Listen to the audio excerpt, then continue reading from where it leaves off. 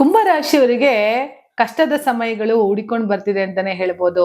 ಸಮಸ್ಯೆಗಳ ಮೇಲೆ ಸಮಸ್ಯೆ ಡಬಲ್ ಆಗ್ತಾ ಇದೆ.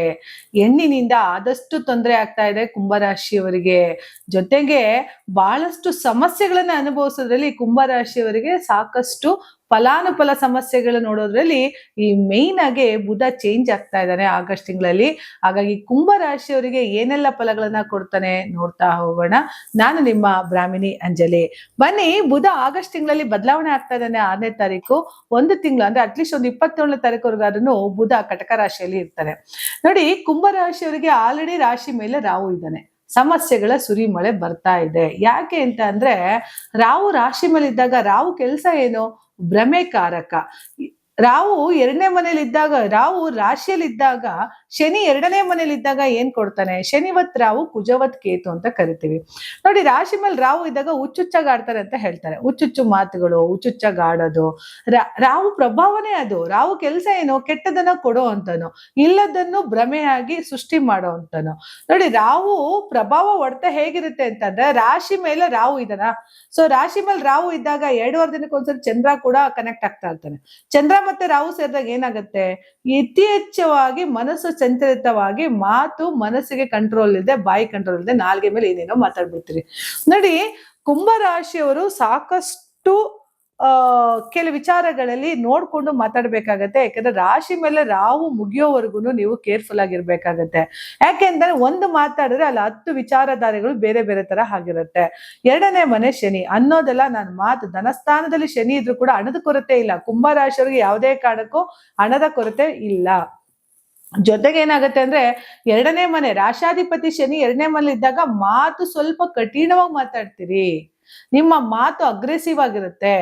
ಏಕದಮ್ಮು ಫಿಲ್ಟರ್ ಇಲ್ಲದೆ ಮಾತಾಡ್ತೀರಿ. ಇಂಥ ಮಾತುಗಳೆಲ್ಲ ನಿಮ್ಮ ಮೇಲೆ ಪ್ರಭಾವ ಕೊಡೋದ್ರಿಂದ ನೋಡ್ಕೊಂಡು ಮಾತಾಡಿ. ಇದ್ರ ಜೊತೆಗೆ ನಿಮಗೆ ಪಂಚಮಾಧಿಪತಿಯಾದಂತಹ ಬುಧ ಕೂಡ 6ನೇ ಮನೆ ಇದ್ದಾನೆ.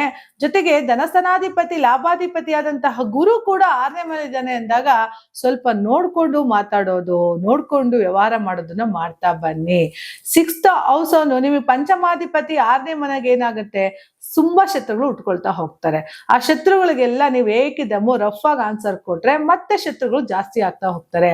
ಆದಷ್ಟು ಕುಂಭರಾಶಿಯವರು ತಮ್ಮ ಸಮಯ ಬರೋವರೆಗೂ ವೆಯ್ಟ್ ಮಾಡಿ. ಒಳ್ಳೆ ದಿನಗಳು ರಾಶಿ ಮೇಲಿಂದ ರಾಹು ಬಿಡೋವರೆಗೂ ನಿಮ್ಮ ಮಾತುಗಳು ಸ್ವಲ್ಪ ಸ್ಮೂತ್ ಆಗಿರ್ಲಿ, ಮೃದುವಾಗಿರ್ಲಿ. ಜೊತೆಗೆ ಮಾತಾಡೋದಕ್ಕಿಂತ ಮುಂಚೆ ನಾನು ಏನ್ ಮಾತಾಡ್ತಿದ್ದೀನಿ ಅಂತ ನೋಡ್ಕೊಂಡು ಕುಂಭರಾಶಿಯವರು ಮಾತಾಡಿ.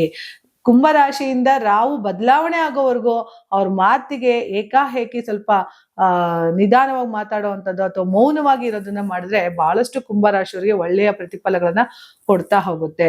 ಜೊತೆಗೆ ಬುಧ 6ನೇ ಮನೆಯವನಾಗಿ ನಿಮಗೆ ಸಾಕಷ್ಟು ಸ್ವಲ್ಪ ತೊಂದರೆಗಳನ್ನ ಕೂಡ, ಅಂದ್ರೆ ಪಂಚಮಾಧಿಪತಿಯಾಗಿ ಪೂರ್ವಪುಣ್ಯ ಸ್ಥಾನಾಧಿಪತಿ ಆದಂತಹ ಬುಧ ನಿಮಗೆ ನೋಡಿ, ಕುಂಭರಾಶಿಯವರಿಗೆ ಒಂದೇನು ಅಂತ ಅಂದ್ರೆ ಬುಧ ಕುಂಭರಾಶಿಗೆ ಬುಧ ಪಂಚಮಾಧಿಪತಿಯಾಗಿ ಇರ್ತಾನೆ ಅಂದಾಗ ನಿಮಗೆ ಬುದ್ಧಿವಂತಿಕೆ ಮಕ್ಕಳು ಹುಟ್ಟಿರ್ತಾರೆ. ಕುಂಭರಾಶಿಯವರಿಗೆ ಸಾಕಷ್ಟು ಬುದ್ಧಿಜೀವಿಗಳು. ಕುಂಭರಾಶಿ ಸಾಧಾರಣ ಓದಿರಲ್ಲ. ಕುಂಭರಾಶಿ ಸಾಧಾರಣ ಓದಿರೋದು ಕಡಿಮೆ ಇರುತ್ತೆ. ಯಾಕಂದ್ರೆ ಎಜುಕೇಶನ್ ಮಾಡಿದ್ರೆ ಆದಷ್ಟು ಬೇಗ ದುಡಿಮೆಗೆ ಬಂದ್ಬಿಡ್ತಾರೆ ಕುಂಭರಾಶಿಯವರು. ಹಣ ಮಾಡೋದ್ರಲ್ಲಿ ಎತ್ತಿದ ಕೈ. ಎಜುಕೇಶನ್ ಅಂತೂ ಮಾಡಲ್ಲ. ಆದ್ರೆ ಅವ್ರ ಮಕ್ಳುಗಳು ಮಾತ್ರ ಎಜುಕೇಶನ್ ತುಂಬಾ ಚೆನ್ನಾಗಿ ಮಾಡಿರ್ತಾರೆ.